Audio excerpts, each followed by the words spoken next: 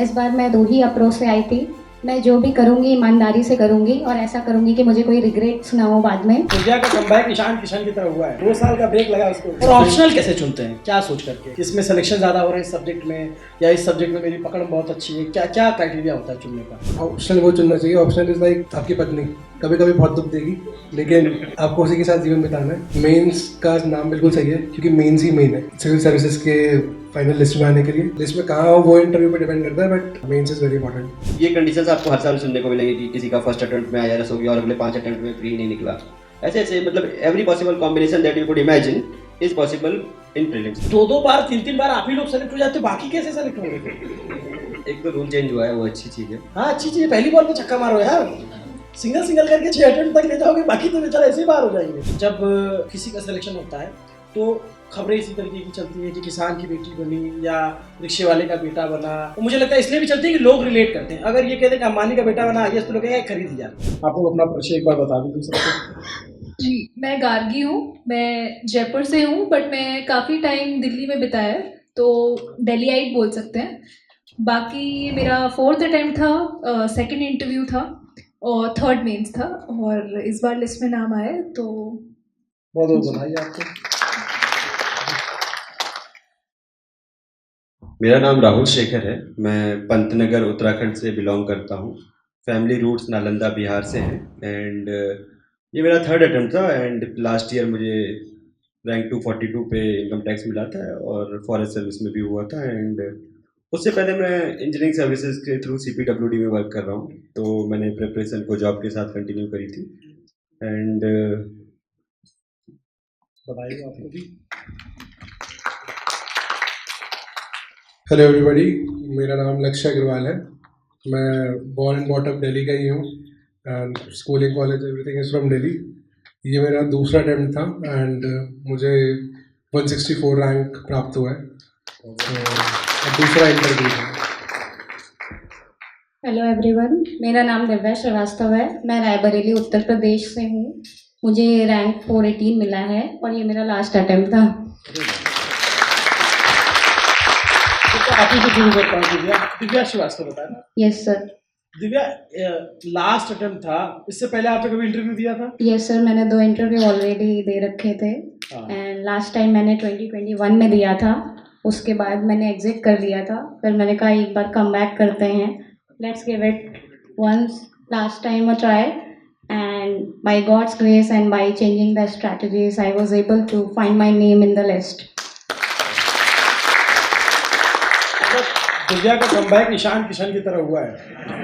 2 साल का ब्रेक लगा उसको। दिव्या, एक बात बताओ कि जैसे हमने एक फिल्म देखी 12th फेल, उसको लेकर के फिर सब बहुत मनोज जी हैं, उनको उनकी और उनकी पत्नी को लेकर बहुत सारी कहानियाँ आई। फिर उसमें ट्राई अगेन का एक फार्मूला था और आप भी उसी फार्मूले पे काम कर रहे थे। कितना मुश्किल था ये लास्ट अटेम्प्ट तक सरवाइव करना? सर बहुत मुश्किल था, क्योंकि एग्जिस्टेंशियल क्राइसिस बहुत होते हैं, सेल्फ डाउट्स पे बहुत होते हैं, एंड रीस्टार्ट करना उससे भी बड़ा मुश्किल काम होता है, और मोमेंटम को कैरी फॉरवर्ड करना भी बहुत मुश्किल था। बट इस बार मैं 2 ही अप्रोच से आई थी। मैं जो भी करूँगी ईमानदारी से करूँगी और ऐसा करूँगी कि मुझे कोई रिग्रेट्स ना हो बाद में, और पूरे कॉन्फिडेंस के साथ गई थी। और मैंने कहा कि जितने भी रिस्क लेने होंगे, be it in the pre, be it in the mains, be it in the interview, I will go for it, and I think that worked. बहुत बुरा। लेकिन एक बात जो सबसे ज़्यादा ज़रूरी थी, मैं बार बार ये बात कहता हूँ, एक प्रेशर आप पे लड़की होने का एक्स्ट्रा होता है, क्योंकि अक्सर हम देखते हैं और ये होता ही है कि लड़कों का संघर्ष घर के बाहर निकलने से शुरू होता है और लड़कियों का संघर्ष घर के अंदर से शुरू हो जाता है कि उसे घर से बाहर निकलना है। वो प्रेशर कैसे आप मेंटेन कर रही थी? Sir, I am fortunate enough कि मेरे दोनों पेरेंट्स टीचर हैं, तो they are more aware than the society, and they kind of acted as a guard for me. तो वो वहाँ सारे सोसाइटल प्रेशर लेते रहे, और मैं यहाँ दिल्ली में, क्योंकि मैंने अपनी पूरी पढ़ाई, पूरी प्रिपरेशन सब दिल्ली में किया है, तो इसलिए मुझे उतना प्रेशर कभी फील नहीं हुआ। ये बहुत अच्छा है। और आप जब तैयारी कर रहे थे, आपका तो बैक टू बैक 2 अटेम्प्ट, दोनों अटेम्प्ट में आप इंटरव्यू तक गए। मेंस की तैयारी कैसे लिखते हो, क्या होता है उसमें? क्या काम करता है कि आपकी बैक टू बैक दोनों बार आपने मेंस क्लियर किया और इंटरव्यू तक पहुंचे? ये इंटरव्यू तो हमने बात की, मेंस पे बात नहीं हुई हमारी। जी, आई थिंक मेंस का नाम बिल्कुल सही है क्योंकि मेंस ही मेन है अच्छा, सिविल सर्विसेज के फाइनल लिस्ट में आने के लिए। लिस्ट में कहाँ हो वो इंटरव्यू पे डिपेंड करता है, बट या मेंस इज वेरी इंपॉर्टेंट। कैसे लिखते हैं आंसर, मेंस क्या है, आई थिंक। और ऑप्शनल कैसे चुनते हैं, क्या सोच करके, कैसे, किसमें सिलेक्शन ज़्यादा हो रहे हैं इस सब्जेक्ट में, या इस सब्जेक्ट में मेरी पकड़ बहुत अच्छी है, क्या क्या क्राइटेरिया होता है चुनने का? जी, मेरा क्राइटेरिया तो मैंने तो बिना सोचे समझे चुना था क्योंकि मैं स्टार्टेड अकाउंटेंट हूँ, तो जो सब्जेक्ट वहाँ था वही सेम कॉमर्स एंड अकाउंटेंसी यहाँ चुन लिया। पर जहाँ तक मेरी समझ जाती है ऑप्शनल वो चुनना चाहिए। ऑप्शनल इज़ लाइक आपकी पत्नी कभी कभी बहुत दुख देगी, लेकिन आपको उसी के साथ जीवन बिताना है जो भी यूपीएससी की तैयारी का जीवन है। तो पति भी तो दुख दे सकता है यार, पत्नी क्यों दुख देती? I am speaking from the candidates perspective, of course gender change कर सकते हैं। हाँ, तो पूरी बात बोलो, नहीं तो फिर वहाँ मिसोजिनी का टैग लग जाएगा। सर अब तो ब्यूरोक्रेट बनने, अब तो टैक्स आने की आदत पड़नी चाहिए। बात सही। एक बात बताओ भाई, आपका पिछली बार भी सिलेक्शन हुआ था जी। इस बार भी आप सेलेक्ट हुए, ये दो बार तीन बार आप ही लोग सेलेक्ट हो जाते, बाकी कैसे सेलेक्ट होंगे फिर?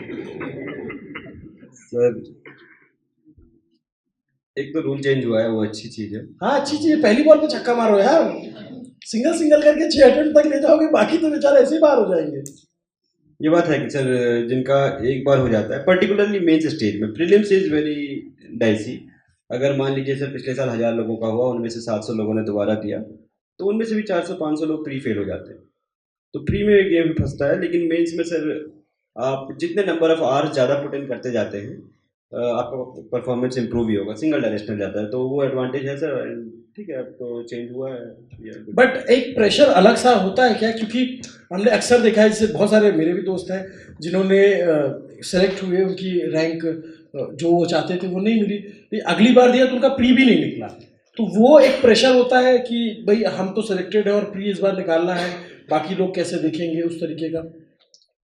सर एज सच ऐसा मुझे तो फील नहीं हुआ, लेकिन प्री सर गेम ऐसा है कि उसमें यू कैन मीन्स आपके जो प्री का स्कोर है, it is not directly proportional to your knowledge, to your number of hours that you have put in, but उसका आप उस 2 घंटे में कितना मेंटली वहाँ पर प्रेजेंट हैं, do you have the courage to take attempts under uncertainty, क्या आप प्रेशर एनवायरनमेंट में लॉजिकल हो सकते हैं, तो वो चीज़ sir year on year fluctuate कर सकती है। इसलिए प्री में सर ये कंडीशंस आपको हर साल सुनने को मिलेंगी कि किसी का फर्स्ट अटेम्प्ट में IRS हो गया और अगले 5 अटेम्प्ट में प्री नहीं निकला, ऐसे मतलब every possible combination that you could imagine is possible in prelims, but mains में सर विद एफर्ट आपका मार्क्स इंप्रूव होता जाता है। और जैसे आपने तो 2 बार किया, दोनों बार आप सेलेक्ट हुए, इस बार आपकी रैंक अच्छी आई पिछली बार के मुकाबले? जी सर, 75। तो उसको कैसे इम्प्रूव किया आपने कि हाँ मतलब मुझे यहाँ तक मिल गया है, लेकिन कुछ तो बदलाव किया होगा अपनी स्ट्रेटजी में, या कुछ पढ़ाई के तरीके में बदलाव किया, या लिखने के तरीके में बदलाव किया? यस सर, जब मार्कशीट आई तो I did not had very good score in mains GS papers. मेरा ऑप्शनल मैकेनिकल इंजीनियरिंग था और वो मेरा मीन्स मैं IIT कानपुर से ग्रेजुएट था, तो मेरे को इन जनरल ठीक आइडिया था कि मेरे नंबर ठीक आ जाते थे। GS में लास्ट ईयर उतने अच्छे नहीं थे, तो उसके मैंने सर अपने पिछले साल के आंसर शीट्स को एनालाइज किया कि what all things are missing, and उन पे मेंटर्स के थ्रू या सेल्फ एनालिसिस टॉपर्स की कॉपीज देख करके थोड़ा इम्प्रूवमेंट हुआ। एंड कुछ एस्पेक्ट्स ऑफ नॉलेज तो है कि आप जितना बार पढ़िएगा तो इम्प्रूव होता रहता है। तो मान लीजिए मेरे 60 मार्क्स में इसमें इम्प्रूव हुए, तो उसमें से 10-20 नॉलेज से हुए होंगे, 30-40 थॉट प्रोसेस से हुए होंगे। बहुत बधाई आपको। आप जयपुर से हो प्रॉपर या फिर दिल्ली ही रहते हो? सर बॉर्न जयपुर, नई दिल्ली में हूँ। और पापा क्या करते हैं? सर वो इंजीनियरिंग सर्विसेज में है। तो ये तो बड़ा मुश्किल है, कैसे खबर चलेगी किसान की बेटी बनी IAS?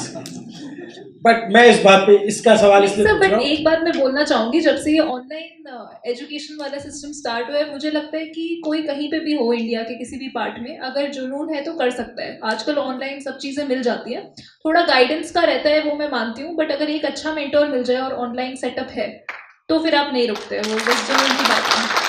इवन जो रैंक 1 है इस बार अनुज, उनसे मैंने बात की थी तो उन्होंने ऑनलाइन कोचिंग की थी।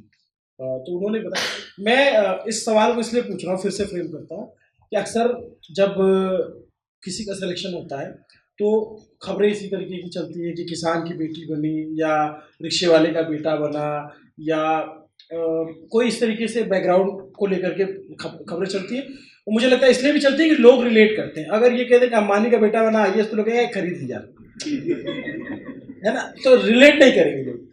बैकग्राउंड और जो आपने पिछली पढ़ाई कहाँ की वो यूपीएससी में कितना मैटर करता है, कि आपने ग्रेजुएशन कहाँ से किया है, आपने पोस्ट ग्रेजुएशन कितना कहाँ से किया, ये कितना मैटर करता है।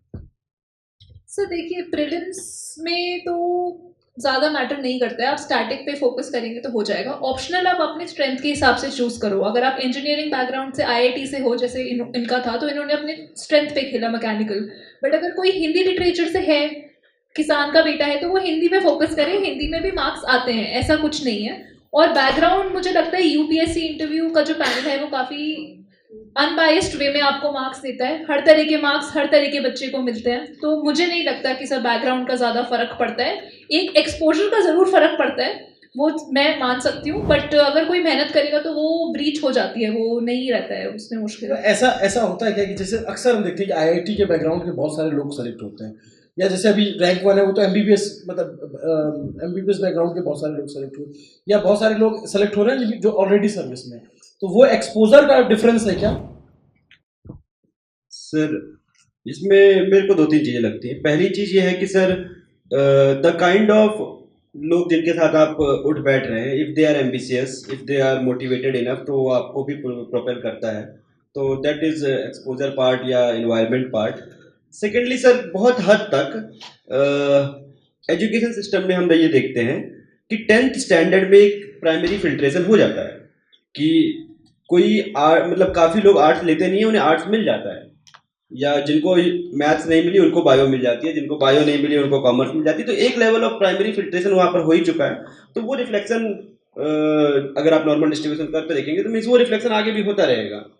तो ये भी एक बहुत बड़ा फैक्टर है कि हम पहले ही फिल्ट्रेशन हो चुका है, तो वो अब आगे भी रिफ्लेक्ट होता है। बट यहाँ पे बात ये ना, जैसे हम लोग जब पढ़ रहे होते हैं तो मैथ्स जो ले रहा है वो पढ़ने में तेज है, बायो जो ले रहा है उससे थोड़ा कम तेज है, या कॉमर्स जो ले रहा है वो थोड़ा कम तेज है। आर्ट साइड वाले को तो बिल्कुल ही एकदम मान लिया जाता है कि इसको कुछ नहीं आता है, लेकिन बहुत सारे लोग बाई चॉइस भी लेते हैं। तो ये स्ट्रीम में भी कुछ ऐसा होता है कि आपको पहले से ही दिमाग में रखे करना चाहिए कि नहीं, इस स्ट्रीम से ही आगे बढ़ेंगे तो ही पढ़ पाएंगे? सर यूपीएससी सिविल सर्विसेज में ऐसा मुझे नहीं लगता होता है, बिकॉज अगर एग्जाम बहुत टफ आ जाएगा, मतलब मीन्स यूपीएससी हर कोई इसलिए निकाल पाता है सर क्योंकि क्वेश्चन टफ नहीं है, पेपर टफ नहीं है। आईआईटी जेई को एग्जांपल लेते हैं, वो हर कोई नहीं निकाल सकता है because paper is tough. If you are born with mathematical aptitude you are born with it, ठीक है। लेकिन सिविल सर्विसेज को आप हर कोई मेहनत से निकाल सकता है। तो मुझे नहीं लगता है कि बैकग्राउंड मैटर करता है, but yes other aspects means थोड़ा हेल्प मिलेगा, जैसे सीसेट में मिल सकता है, आपको लैंग्वेज पेपर से मिल सकता है, बट उससे ज़्यादा कोई खास हेल्प नहीं है सर। बट आपको एग्ज़ाम प्रोसेस को ट्रैक करने में, पीयर ग्रुप के साथ मीन्स मोटिवेटेड रहने में, करेक्ट रिसोर्सेज को आइडेंटिफाई करने में, इन सब में मुझे लगता है कि जिनका पीयर ग्रुप बेटर है उनको बेनिफिट मिल जाता है। मैं ये जानना चाहता हूँ कि ऐसा बीते बहुत कुछ सालों में यूपीएससी के एग्ज़ाम का तरीका और तैयारी का तरीका बदला है, ऐसी क्या चीज़ है आज भी जो अगले 10 साल या 5 साल भी नहीं बदलेगी? अगर आप यूपीएससी की तैयारी कर रहे हो तो आपको उन बातों का ध्यान रखना चाहिए। अब बतौर, अब आप सेलेक्ट हो चुके हैं तो आप इसकी बारीकी को बहुत अच्छे से दोनों लोग बता सकते हैं इसको। Ladies first. देखो ठीक करेक्ट कर लिया आपने आपको अगले ही पल। जी, एज लॉन्ग एज ये कन्वेंशनल पेपर है, traditional way of writing and selection है, तब तक हमें कन्वेंशनली प्रिपेयर करना है। और कन्वेंशनली का मतलब हमें कुछ घंटे बैठ के पढ़ाई करनी है, अपने प्रति ईमानदार रहना। तो जो वैल्यू सिस्टम है, चाहे 10 साल हो जाए चाहे 15 साल हो जाए, वो नहीं चेंज हो सकते हैं। कि हार्ड वर्क करना है, हाँ उसमें आप स्मार्ट वर्क लगा लीजिए, स्मार्ट हार्ड वर्क करना है, वो सारी चीज़ें ऐड होंगी, but hard work will be the consistent factor, that is not going to change. Similarly honesty and self belief are also the values that are not going to change, तो उस पर हमें फोकस करना है. Apart from that ठीक है, evolve हो रहा है पैटर्न, सब चीज़ हो रहा है, तो उसके साथ अडेप्टेबिलिटी एंड फ्लेक्सिबिलिटी भी जो है होनी चाहिए. सो मैम ने क्वालिटेटिव एस्पेक्ट्स पे टच किया, मैं क्वांटिटेटिव पे टच करूँगा क्योंकि थोड़ा टेक्निकल बैकग्राउंड है. So I will say static books जो है सिलेबस पे स्टिक करना, जो है PYQs जो पिछले गत वर्षों के प्रश्न पत्र हैं, वो चीज़ आज से 10 साल पहले भी ट्रू थी, आज भी ट्रू है, आई थिंक आज के 10 साल बाद भी ट्रू ही रहेगी. सो ये 3 चीज़ें सेने क्वा नॉन जिसको बोलते हैं वो रहेगा. Thank you so much. ये जो बात कह रहे हैं इसको बहुत ध्यान से आप लोग सुन रहे होंगे, क्योंकि हो सकता है अगली बार आप लोग यहाँ पे हों, तो इनके लर्निंग से सीखते रहिए.